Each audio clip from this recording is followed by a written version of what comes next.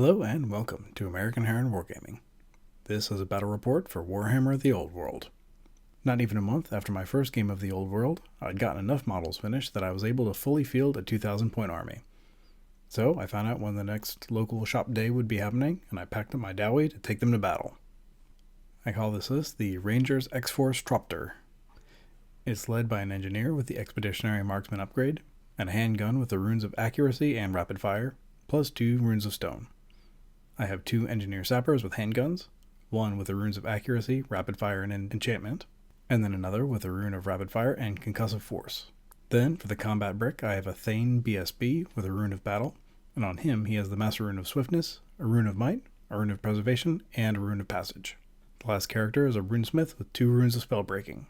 In core, I have 16 rangers with the works, throwing axes, great weapons, shields, a champion, and a musician. 14 Thunderers with a veteran, musician, and the Expeditionary Marksman upgrade, then 17 regular warriors with shields, drilled, full command, and a rune of battle on their banner. Then there's a Bugman's cart and 2 scout gyrocopters. The special section starts out with another scout gyrocopter. Then there are 5 miners with a prospector carrying a steam drill and a musician to keep everyone motivated. 3 cannons round out the list, one with a rune of reloading, one with a rune of reloading and the stalwart rune, and one with a stalwart rune and a rune of forging. My opponent was playing the Renegade Ogre Kingdoms, and I don't really purport to know most of their units.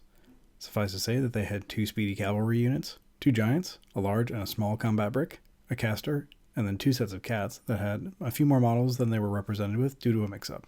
These were some absolutely gorgeously painted models, and my opponent told me that they'd been working on them basically since the faction was released all those years ago. We were both fairly new to the Old World, myself in general and them to the edition, so we decided to just go with a simple open battle. I kept my combat brick in the middle, with the rangers to the left with the cannons to use their longer range and stay further back. The Thunderers were set up a little bit closer to the line, and they were joined by the engineer sapper with the stupidity gun to hopefully hold off the charge for a little while longer. One of the cannons was far off the right side of the frame, and there was a gyrocopter on each side of the frame as well. I won the roll-off, so it was time to get blasting. Most of my unit-based shooting was out of range, but I cleared one of the units of cats off and hurt the other one pretty badly. The gyrocopters and cannons poured damage onto the giants, but not enough to bring them down yet. My opponent's first turn was a fairly straightforward, headlong charge across the field. In my second turn, the cannon on the right failed to take out the giant bearing down on it, but the gyrocopter cleared away the cats to at least give them one more turn to try if the giant failed its long bomb charge.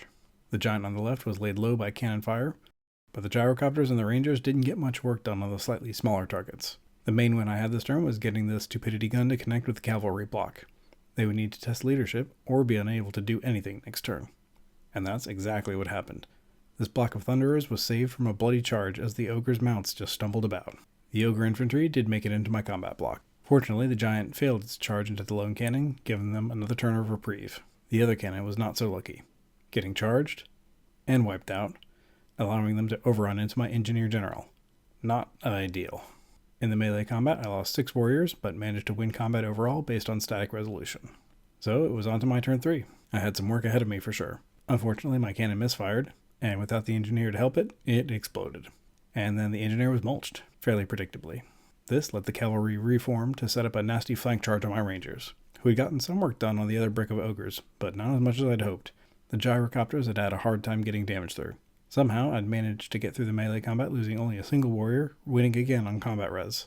The Thunderers spread out a bit, and managed to get a couple wounds through, but they were holding out hope solely on the back of the stupidity gun going off again. The cannon on the right hit and wounded, but didn't deal enough damage to drop the giant, who was then able to charge into them, but did not wipe them out. One resolute dwarf held firm, and the stalwart rune helped keep him in the fight. Unfortunately, the flank charge mowed through my rangers, who couldn't hit back. They broke and fled and were cut down to a man. Oh yeah, and in turn 3 the miners had arrived, not that they were likely to do anything in this game. But things were looking pretty sparse. However, the Thunderers were spared for another turn due to the cavalry failing their leadership check and staying dumb. On to my turn 4. I started it off with a Hail Mary, charging a gyrocopter into the back of the giant. I only needed to get 1 wound in to drop it, which I did not get. And then the giant finished off both the cannon and the brave gyrocopter pilot.